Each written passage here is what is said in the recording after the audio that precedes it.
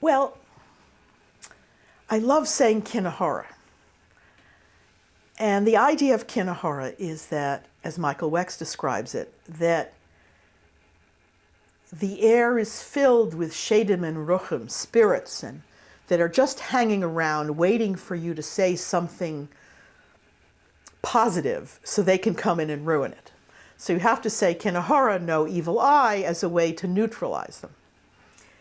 And I love saying it because I guess for 100 years, Jews tried to make our religion rational. You know, we worship and we sit quietly like Protestants do, and there's a reason for every, that, and I love the irrational parts of the tradition, the amulets, the idea that these spirits are waiting for you to say something. So sometimes it's a little awkward when I say something positive in a non-Jewish setting, and I want to say Kinahora, but I feel like it would divert the discussion into something. Maybe we're talking about something important that's not Jewish.